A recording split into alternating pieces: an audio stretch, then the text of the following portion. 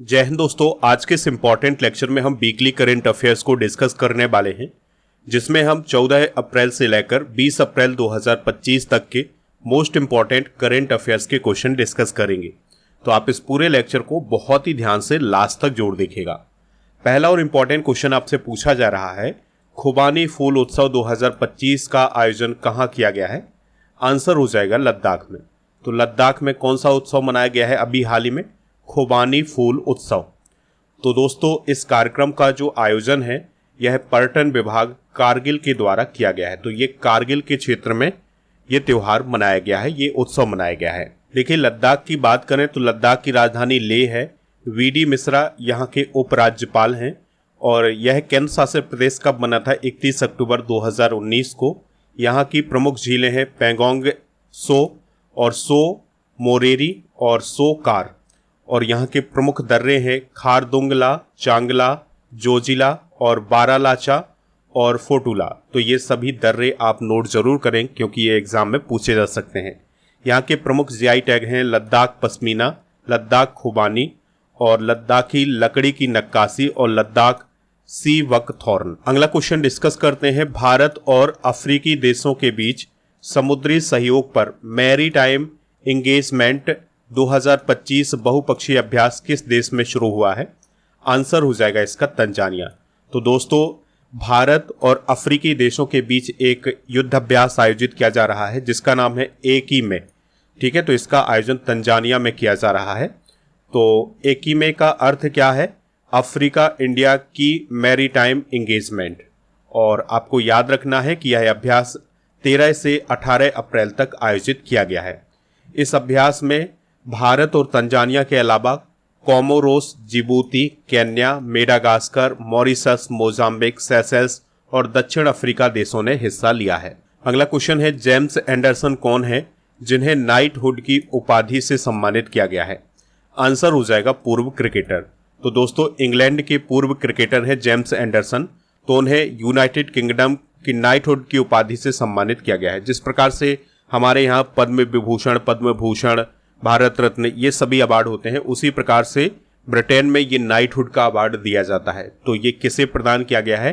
पूर्व cricketer James Anderson को। अगला क्वेश्चन है, sky tracks world airport award 2025 में सर्वश्रेष्ठ एयरपोर्ट का अवार्ड किसे दिया गया है? तो यह सिंगापुर चांगी एयरपोर्ट को दिया गया है जो कि सिंगापुर में है। ठीक है, तो इस पॉइंट को आप जरूर नोट करें क्योंकि ये क्वेश्चन आपके एग्जाम में पूछा जा सकता है। तो विश्व के अगर हम टॉप 3 एयरपोर्ट की बात करें तो पहले स्थान पर है सिंगापुर चांगी एयरपोर्ट जो कि सिंगापुर में है। दूसरे नंबर पर है हमाद इंटरनेशनल एयरपोर्ट जो कि दोहा कतर में है। और तीसरे स्थान पर है टोक्यो इंटरनेशनल एयरपोर्ट जो कि जापान में स्थित है। दोस्तों, इसी अवार्ड समारोह में जो दिल्ली का इंदिरा गांधी इंटरनेशनल एयरपोर्ट है उसे भारत और दक्षिण एशिया का सर्वश्रेष्ठ एयरपोर्ट बताया गया है। और बेंगलुरु कैंपेगौड़ा एयरपोर्ट को भारत और दक्षिण एशिया का सर्वश्रेष्ठ क्षेत्रीय हवाई अड्डा बताया गया है। हैदराबाद एयरपोर्ट को भारत और दक्षिण एशिया में सर्वश्रेष्ठ स्टाफ सेवा वाला एयरपोर्ट बताया गया है। और गोवा का जो मनोहर एयरपोर्ट है उसे भारत और दक्षिण एशिया का सबसे स्वच्छ एयरपोर्ट बताया गया है 5 मिलियन से कम यात्री वर्ग में। अगला क्वेश्चन है, महाराष्ट्र सरकार ने खुलदाबाद का नाम बदलकर क्या कर दिया है? आंसर हो जाएगा रत्नापुर। ठीक है, तो अब महाराष्ट्र का जो खुलदाबाद नामक शहर था उसे अब रत्नापुर के नाम से जाना जाएगा। अगला क्वेश्चन है, कोरियोग्राफर कुमुदनी लाखिया का निधन हो गया है, उन्हें किस वर्ष पद्म विभूषण दिया गया था? आंसर हो जाएगा 2024 में। ठीक है, तो 2024 में कुमुदनी लाखिया को पद्म विभूषण से सम्मानित किया गया था। जो कुमुदनी लाखिया है वह एक कोरियोग्राफर रही हैं और प्रख्यात कथक नृत्यांगना रही हैं। उनका संबंध गुजरात राज्य से रहा है और उन्हें 2010 में पद्म भूषण और 1987 में पद्मश्री प्रदान किया गया था और 2024 में उन्हें पद्म विभूषण से सम्मानित किया गया। अगला क्वेश्चन है, किस राज्य के रिंडिया सिल्क और खासी हथकरघा उत्पादों को जीआई टैग प्रदान किया गया है? तो ये दोनों प्रोडक्ट मेघालय राज्य से रिलेटेड हैं, तो इन्हें अभी हाल ही में जीआई टैग दिया गया है। अगला क्वेश्चन है, इंडियन सुपर लीग का 11वां संस्करण किस टीम ने जीता है? तो दोस्तों, इस क्वेश्चन का राइट आंसर हो जाएगा मोहन बागान सुपर जायंट्स ने। तो सबसे पहले आपको ये याद रखना है कि जो इंडियन सुपर लीग है यह फुटबॉल से संबंधित है। तो इस बार इसका 11वां संस्करण आयोजित किया गया था, तो इसको जीता है मोहन बागान सुपर जायंट्स ने। ठीक है, तो मोहन बागान सुपर जायंट्स ने बेंगलुरु फुटबॉल क्लब को हरा करके ये प्रतियोगिता जीती है। दोस्तों, आईसीएल का जो खिताब है ये दूसरी बार मोहन बागान सुपर जायंट्स ने जीता है। इससे पहले उन्होंने 2022-23 में ये खिताब जीता था। इंडियन सुपर लीग की शुरुआत कब हुई थी? 2014 से हुई थी। इस पॉइंट को भी आप याद रखिएगा। अगला क्वेश्चन है, लेजर निर्देशित हथियार प्रणाली यानी लेजर गाइडेड वेपन सिस्टम का परीक्षण करने वाला चौथा देश कौन बन गया है? आंसर हो जाएगा भारत। यानी भारत के पास भी अब ऐसे वेपन आ गए हैं जो कि लेजर प्रणाली से लैस हैं। अगला क्वेश्चन है, किस राज्य में भीमराव अंबेडकर अभ्यारण्य स्थापित किया जाएगा? आंसर हो जाएगा मध्य प्रदेश में। तो दोस्तों, मध्य प्रदेश ने अभी हाल ही में ये घोषणा की है कि मध्य प्रदेश का जो सागर जिला है उसमें जो बांदा और साहगढ़ वाला क्षेत्र है, यहाँ पर एक वन्यजीव अभ्यारण्य बनाया जाएगा जिसका नाम होगा डॉक्टर भीमराव अंबेडकर अभ्यारण्य। इसका एरिया होगा 258.64 वर्ग किलोमीटर का और यह मध्य प्रदेश का 25वां अभ्यारण्य होगा। इस पॉइंट को जरूर याद रखिएगा। अभी हाल ही में मध्य प्रदेश का जो माधव नेशनल पार्क है ये भारत का 58वां टाइगर रिजर्व बना है। अगला क्वेश्चन है, खेलो इंडिया यूथ गेम्स 2025 का शुभंकर यानी मस्कट क्या बना है? आंसर हो जाएगा गज सिम्हा। तो आप सभी को पता है कि खेलो इंडिया यूथ गेम 2025 का जो आयोजन है यह बिहार में किया जाना है, तो उसके लिए मस्कट यानी शुभंकर को लॉन्च किया गया है जिसका नाम रखा गया है गज सिम्हा। यहाँ पर आप गज सिम्हा को देख सकते हैं, इसमें हाथी और सिंह का मिश्रण है। ठीक है, तो इसलिए इसका नाम गज सिम्हा रखा गया है। अगला क्वेश्चन है, अनुसूचित जातियों के भीतर आरक्षण के वर्गीकरण को लागू करने वाला भारत का पहला राज्य कौन बना है? आंसर हो जाएगा तेलंगाना। तो दोस्तों, तेलंगाना में जो अनुसूचित जातियों को आरक्षण दिया जाता था अब उसके अंदर भी आरक्षण दिया जाएगा। ठीक है, तो ऐसा करने वाला तेलंगाना पहला स्टेट बना है। तो अभी तेलंगाना में नौकरियों में और शैक्षणिक संस्थानों में अनुसूचित जातियों को 15% आरक्षण दिया जाता था, लेकिन अब इस 15% को भी 3 श्रेणियों में बांट दिया गया है। तो सबसे वंचित समुदाय को 1%, मध्यम रूप से लाभान्वित समुदाय को 9% और अपेक्षाकृत बेहतर समुदाय को 5% रिजर्वेशन प्रदान किया गया है। अगला क्वेश्चन है, डेनियल नोबोआ किस देश के राष्ट्रपति के रूप में फिर से चुने गए हैं? आंसर हो जाएगा इक्वाडोर। तो इक्वाडोर के फिर से राष्ट्रपति कौन बने हैं? डेनियल नोबोआ बने हैं। इक्वाडोर की बात करें तो यह दक्षिण अमेरिका महाद्वीप में है। क्वेटो इसकी राजधानी है। राष्ट्रपति हैं डेनियल नोबोआ। यूएस डॉलर यहाँ पर चलता है, यानी यहाँ की करेंसी यूएस डॉलर है। यहाँ पर एंडीज पर्वत श्रृंखला में एक ज्वालामुखी है जिसका नाम है कोटोपैक्सी ज्वालामुखी, जो कि दोस्तों एक एक्टिव ज्वालामुखी है। इस बात को आप याद रखिएगा। और जो इक्वाडोर देश है इसमें एक द्वीप समूह है जो कि काफी फेमस है जिसका नाम है गैलापागोस द्वीप समूह। अगला क्वेश्चन है, player of the month award March 2025 किसे चुना गया है? आंसर हो जाएगा श्रेयस अय्यर को। तो दोस्तों, श्रेयस अय्यर मार्च 2025 के लिए आईसीसी पुरुष प्लेयर ऑफ द मंथ बने हैं। इसके अलावा महिला वर्ग की बात करें तो ऑस्ट्रेलिया की जो जॉर्जिया वोल है इन्हें player of the month award दिया गया है मार्च 2025 का। अगला क्वेश्चन है, बंगाली नववर्ष को किसके रूप में मनाया गया है? आंसर हो जाएगा पोइला बैसाख। तो दोस्तों, बंगाली नववर्ष को पोइला बैसाख के रूप में मनाया जाता है। इसे बांग्ला नोबो बोर्सो भी बोला जाता है। जो पोइला बैसाख है यह पश्चिम बंगाल में तो मनाया ही जाता है, इसके अलावा ये असम, त्रिपुरा और बांग्लादेश में भी मनाया जाता है। इस त्योहार के दौरान देवी लक्ष्मी और भगवान गणेश की पूजा की जाती है। तो ये बंगाल का नया वर्ष होता है, इस पॉइंट को जरूर नोट करें। अगला क्वेश्चन है, आईसीसी पुरुष क्रिकेट समिति का फिर से अध्यक्ष किसे चुना गया है? तो भारतीय क्रिकेट टीम के पूर्व कप्तान सौरभ गांगुली को आईसीसी पुरुष क्रिकेट समिति का फिर से अध्यक्ष चुना गया है। अगला क्वेश्चन है, भारत के 52वें चीफ जस्टिस कौन बनेंगे? तो जस्टिस BR गवई भारत के 52वें नंबर के चीफ जस्टिस बनने वाले हैं। तो दोस्तों, वर्तमान में जो चीफ जस्टिस ऑफ इंडिया है संजीव खन्ना जी, इनका कार्यकाल 13 मई को समाप्त हो रहा है। तो उससे पहले उन्होंने अपने उत्तराधिकारी की घोषणा की है और अब उनके उत्तराधिकारी कौन बन गए हैं? Justice BR Gavai. यानी 52वें नंबर के जो चीफ जस्टिस होंगे भारत के, वो कौन होंगे? जस्टिस भूषण रामकृष्ण गवई या BR गवई। दोस्तों BR गवई का जो कार्यकाल होगा वो 7 महीने का होगा, ठीक है। और आपको ये याद रखना है कि जो BR गवई हैं यह अमरावती महाराष्ट्र से संबंधित हैं और वे भारत के दूसरे दलित चीफ जस्टिस ऑफ इंडिया बनने वाले हैं। पहले कौन है, यानी पहले दलित चीफ जस्टिस ऑफ इंडिया कौन है? KG बाग। अगला क्वेश्चन है, किस टीम ने 15वीं हॉकी इंडिया सीनियर पुरुष राष्ट्रीय चैंपियनशिप 2025 जीती है? आंसर हो जाएगा पंजाब। तो दोस्तों पंजाब ने मध्य प्रदेश को हरा करके 5वीं बार यह खिताब जीता है। तीसरा स्थान उत्तर प्रदेश का, चौथा स्थान मणिपुर का रहा है। और यह जो प्रतियोगिता थी इसका फाइनल मुकाबला मेजर ध्यानचंद हॉकी स्टेडियम में किया गया है जो कि झांसी में है। और इस प्रतियोगिता का पहला एडिशन हुआ था 2011 में और पहले संस्करण का विजेता था हरियाणा।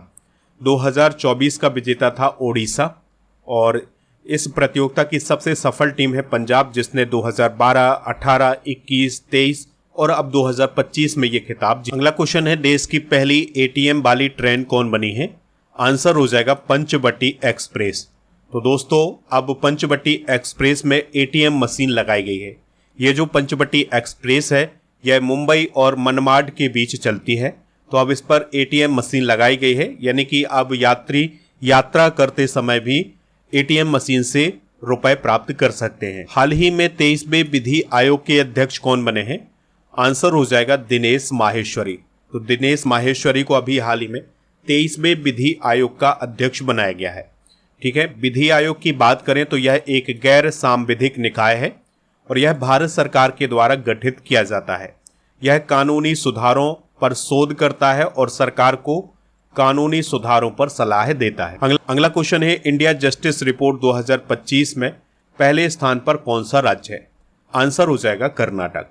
तो दोस्तों अभी हाल ही में टाटा ट्रस्ट और कुछ और संगठनों के द्वारा इंडिया जस्टिस रिपोर्ट जारी की गई है। इस रिपोर्ट में यह देखा गया है कि भारत के किस राज्य में कानून व्यवस्था कैसी है, न्याय प्रणाली कैसे काम करती है। तो इन्हीं सभी बिंदुओं को ध्यान में रखते हुए ये रिपोर्ट जारी की गई है। तो कर्नाटक को समग्र रूप से पहले स्थान पर रखा गया है, यानी कि यहाँ की जो कानून प्रणाली है वो बेहतर है सभी राज्यों में। बिहार में पुलिस में महिलाओं की हिस्सेदारी सभी राज्यों में सबसे अधिक है और अब तक 86% से अधिक जिलों में सुनवाई के लिए वीडियो कॉन्फ्रेंसिंग की सुविधा उपलब्ध है। इस बात को आप याद रखिएगा। किसी भी राज्य केंद्रशासित प्रदेश ने पुलिस में महिलाओं के लिए आरक्षित कोटा पूरा नहीं किया है। 17% पुलिस स्टेशनों पर CCTV नहीं है। 19 राज्यों में कानूनी सहायता बजट में गिरावट आई है। 30% पुलिस स्टेशनों में महिला सहायता डेस्क का अभाव है। 176 जेलें 200% से अधिक क्षमता पर संचालित हो रही हैं। दोस्तों इस रिपोर्ट में यह भी बताया गया है कि 1.4 बिलियन लोगों के लिए भारत में 21,285 न्यायाधीश हैं। दोस्तों ये जो रिपोर्ट जारी की गई है उसमें कर्नाटक पहले, आंध्र प्रदेश दूसरे, तेलंगाना तीसरे, चौथे स्थान पर केरल और 5वें स्थान पर तमिलनाडु है, ठीक है। तो इन सभी को आप नोट कर सकते हैं। अगला क्वेश्चन है, सैन्य अभ्यास डस्टलिक का आयोजन कहाँ किया जा रहा है? आंसर हो जाएगा पुणे में। तो दोस्तों जो डस्टलिक अभ्यास है यह भारत उज्बेकिस्तान के बीच आयोजित किया जा रहा है। यह एक सैन्य अभ्यास है। इस बार इसका 6वां संस्करण आयोजित किया जा रहा है 16 से 28 अप्रैल 2025 तक। इसका आयोजन पुणे महाराष्ट्र में किया जा रहा है। जो 5वां संस्करण था ये उज्बेकिस्तान में आयोजित किया गया था और इसका पहला संस्करण 2019 में आयोजित किया गया था। तो आतंकवादी गतिविधियों से निपटने के लिए ये डस्टलिक अभ्यास भारत और उज्बेकिस्तान के बीच आयोजित किया जा रहा है। अगला क्वेश्चन है, भारत की पहली मिसेज ग्लोब इंटरनेशनल कौन बनी है? तो उनका नाम है अनुराधा गर्ग। तो दोस्तों मिसेज ग्लोब इंटरनेशनल 2025 का जो अवार्ड समारोह था ये चाइना के शेंझेंग में आयोजित किया गया था। इसमें 80 से ज़्यादा देश शामिल हुए थे। विजेता रही है अनुराधा गर्ग। अनुराधा गर्ग का संबंध गुरुग्राम हरियाणा से है और वो भारत की पहली मिसेज ग्लोब इंटरनेशनल बनी है। इस बात को आप याद रखिएगा। 2024 में वो मिसेज इंडिया ग्लोब भी बनी थी। 2025 में अभी उन्हें टाइम अप्लाइड अवार्ड भी प्रदान किया गया है। अगले क्वेश्चन की तरफ, हाल ही में किस शहर की शहनाई को भौगोलिक संकेत यानी GI टैग प्रदान किया गया है? आंसर हो जाएगा इसका बनारस, ठीक है। तो बनारस की जो शहनाई है उसे अभी हाल ही में GI टैग प्रदान किया गया है। अगला क्वेश्चन है, यूनेस्को के memory of the world register 2025 में किस प्राचीन भारतीय ग्रंथ को शामिल किया गया है? आंसर हो जाएगा श्रीमद् भगवद गीता और नाट्य शास्त्र को। तो इस क्वेश्चन का राइट आंसर हो जाएगा ऑप्शन नंबर सी। तो इन दोनों प्राचीन ग्रंथों को अभी हाल ही में यूनेस्को के memory of the world register 2025 में शामिल किया गया है। तो इस प्रकार से भारत के 14 ऐसे प्राचीन ग्रंथ हैं जिन्हें इस रजिस्टर में शामिल किया गया है। इस पॉइंट को आप जरूर नोट करें।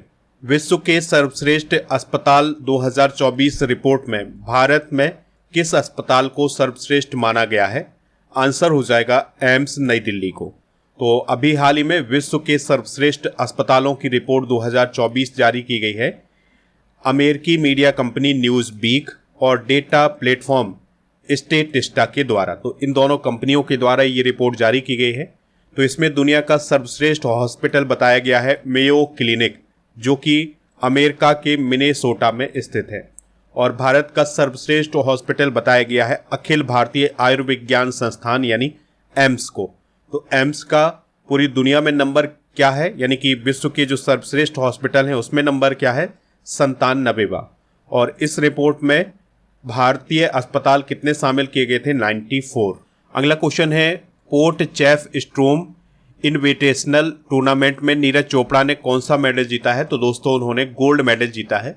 यह प्रतियोगिता साउथ अफ्रीका में आयोजित की गई थी। तो इस प्रतियोगिता में नीरज चोपड़ा ने 84.52 मीटर का भाला फेंक करके गोल्ड मेडल हासिल किया है।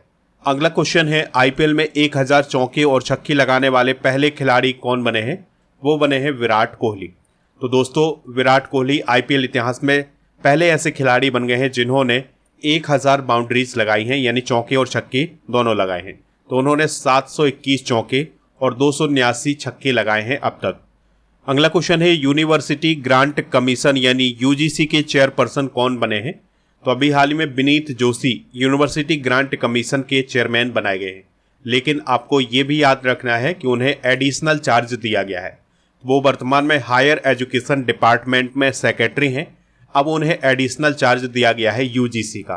अभी हाल ही में यूजीसी के chairperson M Jagadesh Kumar retire हो गए हैं, तो अब ये जगह खाली हो गई थी। अब उनके स्थान पर विनीत जोशी को नियुक्त किया गया है एडिशनल चार्ज के साथ। अगला क्वेश्चन है डॉक्टर बी.आर. अम्बेडकर की जयंती कब मनाई जाती है? तो 14 अप्रैल को डॉक्टर बी.आर. अम्बेडकर की जयंती मनाई जाती है। उनका जन्म हुआ था 14 अप्रैल 1891 को और उनका जन्म हुआ था मध्य प्रदेश के वर्तमान महू में। इस महू को अब अम्बेडकर नगर के नाम से जाना जाता है, इस बात को आप याद रखिएगा। दोस्तों डॉक्टर बी.आर. अम्बेडकर संविधान की प्रारूप समिति के अध्यक्ष थे। उन्हें भारत के संविधान का जनक कहा जाता है। वो भारत के पहले कानून मंत्री थे। उन्होंने भारत में दलित बौद्ध आंदोलन की शुरुआत की थी। अगला क्वेश्चन है हाल ही में स्कॉच पुरस्कार से किस राज्य की पुलिस को सम्मानित किया गया है? आंसर हो जाएगा उत्तर प्रदेश। तो उत्तर प्रदेश पुलिस की तकनीकी सेवा इकाई के द्वारा विकसित जांच अभियोजन एवं दोष सिद्धि पोर्टल को स्कॉच पुरस्कार से सम्मानित किया गया है। स्कॉच पुरस्कार की बात करें तो यह भारत के प्रतिष्ठित नागरिक पुरस्कारों में से एक माना जाता है, जो कि गवर्नेंस और फाइनेंस, टेक्नोलॉजी और जो सामाजिक क्षेत्र है इसमें प्रदान किया जाता है। अगला क्वेश्चन डिस्कस करते हैं विश्व हीमोफीलिया दिवस कब मनाया जाता है? तो 17 अप्रैल को हर साल विश्व हीमोफीलिया दिवस मनाया जाता है। दोस्तों हीमोफीलिया एक आनुवांशिक रोग है जो कि एक पीढ़ी से दूसरी पीढ़ी में फैलता है और अगर किसी को ये रोग हो जाता है तो उसके शरीर में चोट लगने पर रक्त का थक्का नहीं जमता है। अगले क्वेश्चन को डिस्कस करते हैं 3 लैंग्वेज पॉलिसी लागू करने वाला पहला राज्य कौन बना है? आंसर हो जाएगा इसका महाराष्ट्र। ठीक है, तो महाराष्ट्र ने अभी हाल ही में नई शिक्षा नीति 2020 के तहत 3 लैंग्वेज पॉलिसी को लागू किया है, यानी कि अब यहाँ कक्षा 1 से 5वीं क्लास तक के बच्चों के लिए हिंदी पढ़ना जरूरी कर दिया गया है। तो मराठी, अंग्रेजी और इसके अलावा यहाँ पर हिंदी पढ़ना भी अनिवार्य किया गया है। अगला क्वेश्चन है ब्राइस ओलेगी नगोइमा किस देश के राष्ट्रपति बने हैं? तो वह गैबोन देश के राष्ट्रपति बने हैं। तो जनरल ब्राइस ओलेगी नगोइमा गैबोन के राष्ट्रपति बन गए हैं। उन्होंने राष्ट्रपति चुनाव जीत लिया है और उन्होंने 90% से अधिक वोट हासिल किए हैं। गैबोन की अगर हम बात करें तो यह अफ्रीका कॉन्टिनेंट में स्थित एक कंट्री है और इसकी जो कैपिटल है वो है लिब्रेविल। तो इस प्रकार से दोस्तों हमने इस वीक के सभी इंपॉर्टेंट करंट अफेयर्स के क्वेश्चन डिस्कस कर लिए हैं। अब आपसे एक क्वेश्चन पूछा जा रहा है जिसका आंसर कमेंट बॉक्स में बताना है।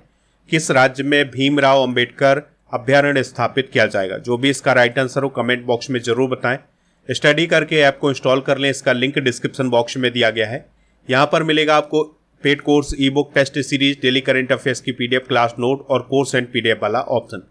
तो कोर्स एंड पीडीएफ वाले ऑप्शन पर आपको राजा गुप्ता सर का अर्जुन जीएस फाउंडेशन बैच मिल जाएगा, तो इसको आप ज्वाइन कर सकते हैं। और अगर आप इस कोर्स में छूट प्राप्त करना चाहते हैं तो उसके लिए कूपन कोड यूज करें अर्जुन 300, तो आपको छूट मिल जाएगी। इस कोर्स की वैलिडिटी होगी 2 वर्ष की। अगर आपको कोई दिक्कत आती है तो आप इस नंबर पर भी संपर्क कर सकते हैं। टेलीग्राम चैनल को ज्वाइन कर लें। टेलीग्राम चैनल का नाम है स्टडी कर ऑफिशियल। व्हाट्सएप चैनल और इंस्टाग्राम पेज को भी फॉलो कर सकते हैं। इन सभी का लिंक डिस्क्रिप्शन बॉक्स में दिया गया है। ऐप पर दोस्तों आपको ई बुक वाले सेक्शन पर जीके जीएस की ई बुक भी मिल जाएंगी, जिसमें ज्योग्राफी, पॉलिटी, हिस्ट्री, साइंस इन सभी टॉपिक को डिस्कस किया गया है, हिंदी इंग्लिश दोनों मीडियम में। तो ये सभी ई बुक ऐप पर उपलब्ध हैं, इनको आप प्राप्त कर सकते हैं। ऐप पर दोस्तों मंथली करंट अफेयर्स और इसके अलावा 13 महीने के करंट अफेयर्स और 1800 MCQs की ई बुक आपको यहाँ पर मिल जाएगी। तो इन सभी को आप ऐप पर जाकर के यानी ई बुक वाले सेक्शन पर जाकर के प्राप्त कर सकते हैं।